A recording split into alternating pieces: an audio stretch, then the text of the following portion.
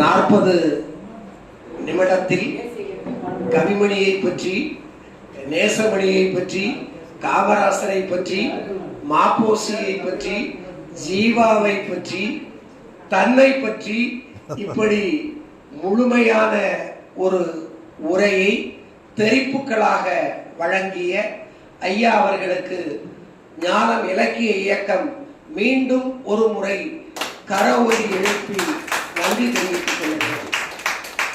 இன்றைய நிகழ்ச்சிக்கு தலைமை தாங்கி மிக மெல்லிய குரலில் மிக இனிமையான கவிதைகளோடு கவிஞர்களை அழைத்து கவியரங்கத்தை சிறப்பாக நடத்தி சரியாக 7:30க்கு நிறைவு செய்த வாசல் எழிலன் அவர்களுக்கு தமிழ் தொண்டர் ஆவே செல்லப்ப ரெட்டியார் அவர்கள் இந்த கதராடையை, கைத்தறி ஆடையை அணிவிப்பார்.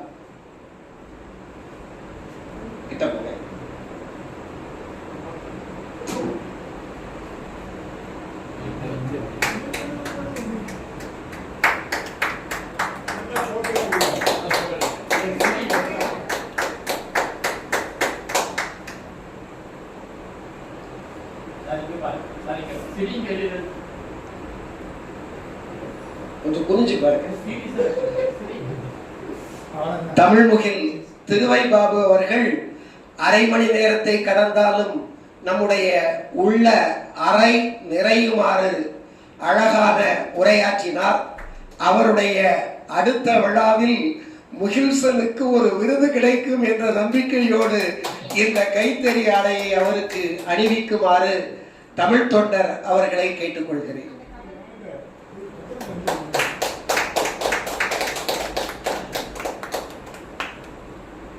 நிகழ்ச்சியில் தொடர்ந்து நன்றி உரை வழங்க வருகிறார்.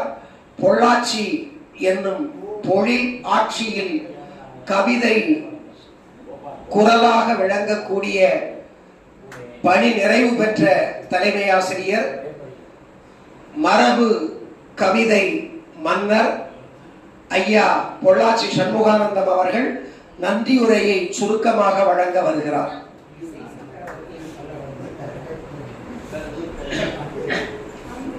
கனியிடை ஏறிய சுடையும் முற்றல் கலையிடை ஏறிய சாரும் பனிமலர் ஏறிய தேனும் காய்ச்சு பாகிடை ஏறிய சுவையும் நனிப்பசு பொடியும் பாலும் தென்னை நல்கிய குளிர்ல நீரும் இனியவை என்று எனினும் தமிழை என்னுயிர் என்று கண்டேன். இலக்கிய ஆர்வலர்க்கு வேடன் தாங்கள் போல் இலங்கி வருகின்ற காரணத்தால் நிலமீது காலத்தை வென்று புகழெய்தி வாழ்கவென ஞாலத்தை வாழ்த்திடுவோம். நாம் ஞானம் இலக்கிய இயக்கத்தினுடைய 10ஆம் ஆண்டு துவக்க விழா நிகழ்ச்சியாகி என்று வந்திருக்கக்கூடிய அனைவருக்கும் என்னுடைய மனங்கிழிந்த வணக்கத்தை தெரிவித்துக் கொள்கிறேன். இன்றைய நிகழ்ச்சியில தொகுப்புரை அனைத்து நிகழ்ச்சியும் அருமையாக தொகுத்து வழங்கிய நம்முடைய ஞானம் இலக்கியத்தினுடைய தலைவர் பேராசிரியர் முகிலி ராஜபாண்டியனார் அவர்களுக்கு மனமார்ந்த நன்றியை தெரிவித்துக் கொள்கிறேன். விரிவாக பேச வேண்டாம், அவரை பற்றி நிறைய சொல்லலாம். விரிவாக பேச வேண்டாம் என்று சொன்ன காரணத்தினால ஒரே வரியிலே பணிவுடைய நிச்சோரநாதர் ஒருவருக்கு அணி அல்ல மற்ற பிற என்று சொன்ன வள்ளுவனின் வாக்குக்கு உதாரணமாக தேடக்கூடியவர் அவர். ஒரே வரியில் சொல்லிட்டு அடுத்ததாக வரவேற்புரை தன் இனிய தமிழால் வழங்கினார் முனைவர் கா மணிமேகலை அம்மையார் அவர்கள். கலைமகள் அகலிப்பட்டவர், இனிமையாக பாடக்கூடியவர். அவர் சொன்னதை போல் உயர்நிலைப் பள்ளியில முனைவர் பட்டம் பெற்றவர்கள் மிகச்சிறரே, அதில் இவர் முன்னிலையில் இருக்கிறார். அவருக்கு மனமார்ந்த நன்றியை தெரிவித்துக் கொள்கிறேன். அடுத்ததாக ஐயா லயன் புதுக்கன் அவர்கள் இங்கு வராவிட்டாலும் கூட நம்மை பற்றி தான் அங்கே நினைத்து கொண்டே இருப்பார்கள். இத்தனை நாள் அவருடைய இடத்திலே நமக்கு இந்த நிகழ்ச்சியை நடத்துவதற்கு உறுதுணையாக அனுமதி கொடுத்து, அனுமதியை முழு மனதோடு அதை நான் சொன்ன மாதிரி விளக்க மாற்றினாலும் அவர் தன் கையால் பெருக்கி அந்த இடத்தை நமக்கு அன்போடு கொடுத்தார்கள். மீண்டும் நமக்கு எதிர்காலத்தில் கொடுப்பார் நம்பிக்கை இருக்கிறது. கொடுப்பதோடு விழா முடியும் வரை நம்மோடு நிகழ்ச்சியில் கலந்து கொள்ளலாம். அப்படிப்பட்ட புதுக்கன் ஐயா அவர்களுக்கு மனமார்ந்த நன்றி தெரிவித்துக் கொள்கிறேன். அடுத்து முன்னிலை வகிப்பவர் நம்முடைய செல்லப்பிரட்டியார். தள்ளாத வயது எதையும் தள்ளாத வயது என்று தங்கவேல் ஒரு சினிமாவில் சொல்லுவார். இவர் இலக்கிய நிகழ்ச்சிகள் தள்ளாதவர். வயது தள்ளாதே சொல்ல முடியாது. அங்க ஞான நிகழ்ச்சி நடக்கும் போது ஏற முடியாத ஏறி வந்தவர். இலக்கிய உடல்நிலை குன்றிய காலத்திலும் தலைநகர் தமிழ் சங்கத்துக்கும் ஞான தன்னால் இயன்ற உதவி செய்து வருகிற கொடை வள்ளல் நம்முடைய செல்லப்பிரட்டியார் அவருக்கு மனமார்ந்த நன்றியை தெரிவிக்கிறேன். அடுத்த தலைமை வகித்தவர் நம்முடைய வாசல் எழிலன் பாரதி கலைக்கழகத்துடைய செயலாளர்.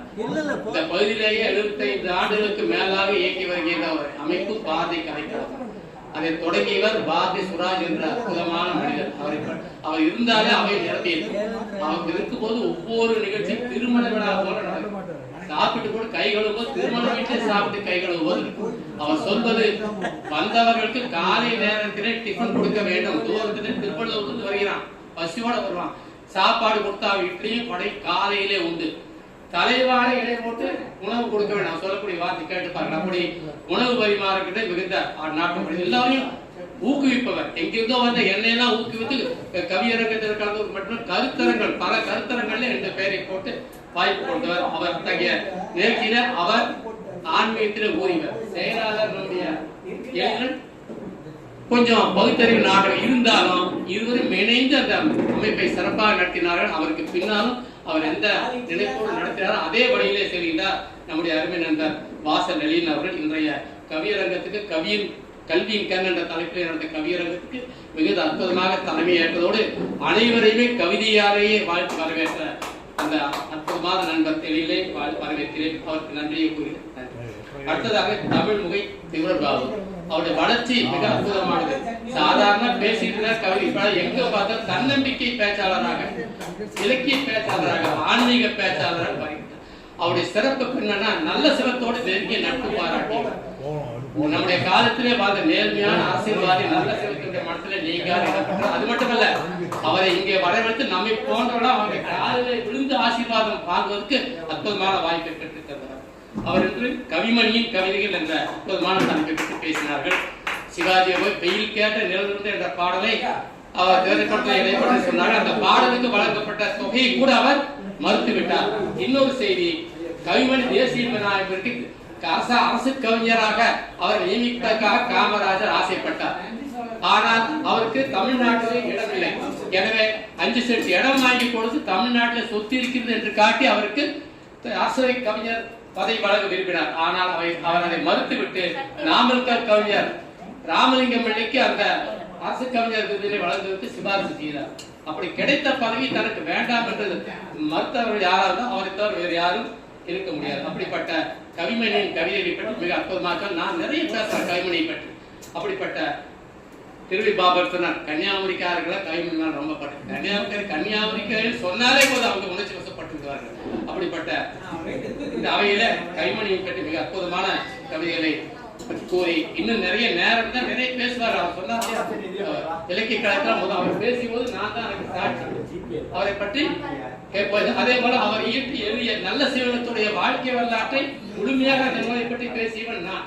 எனவே மிகுந்த அப்படிப்பட்ட அன்புள்ள திருவி பாபு முனைவர் பட்டம், கௌரவ முனைவர் பட்டம் பெற்றிருக்கிறார். அதுக்கு முழுமையாக தகுதி அடைவர் என அவருக்கு மனமாக நன்றி தெரிவித்துக் கொள்கிறேன். அடுத்ததாக நம்முடைய பொறியாளர் தட்சிணாமூர்த்தி ஐயா அவர்கள். அவர் இருப்பதும் தெரியாது, இல்லையா ஆனா பாடி வந்தவுடன் தன்னுடைய பணியை தொடங்கி விடுவார். இங்கே ஆனாலும் தலைநகர் தமிழ் சங்கமானாலும் அப்படி பொறியாளராக இருந்து இன்று நம்முடைய இதுல நம்முடைய நிகழ்ச்சிகளை எல்லாம் ஆவணப்படுத்தி கொண்டிருக்கிற அற்புதமான நண்பர் தட்சிணாமூர்த்தி அவர்களுக்கு நம்முடைய மனமார்ந்த நன்றி தெரிவித்துக் கொள்கிறேன். அடுத்ததாக நம்முடைய அங்கே ஸ்டேட் பேங்க் மேல நடந்து கொண்டிருந்த நம்முடைய ஞானத்தினுடைய நிகழ்ச்சிகள் தடைப்பட்ட காரணத்தினால எங்கு நடத்துவது என்று நினைத்த பொழுது எங்கள் இல்லம் இருக்கிறது நடத்துவது சொன்னவர் நம்முடைய ராதா ஞானசேகரன் அம்மையார். அவர் ஞானத்திற்கு துணை தலைவராக இருந்தாலும் இப்படி இடத்தை கொடுத்ததற்கு ஒரு முழுமையான மனது வேண்டும். மிகச்சிறந்த கவிஞர் அவர்கள். அவருக்கு மனமார்ந்த நன்றி எதிலே நம்முடைய ஞானத்தின் சார்பில் தெரிவித்துக் கொள்கிறேன். இப்பொழுது நம்முடைய கவிஞர்கள் இந்த அவையில் மிக அற்புதமான எதிர்பாராத கருத்துக்களை எல்லாம் மிக அற்புதமாக சொன்னார்கள். அப்படிப்பட்ட அருமை கவிஞர்களுக்கும் பார்வையாளர்களாக வந்து சிறப்பித்த அனைவருக்கும் நன்றியை கூறி விடைபெறுகிறேன். நன்றி வணக்கம்.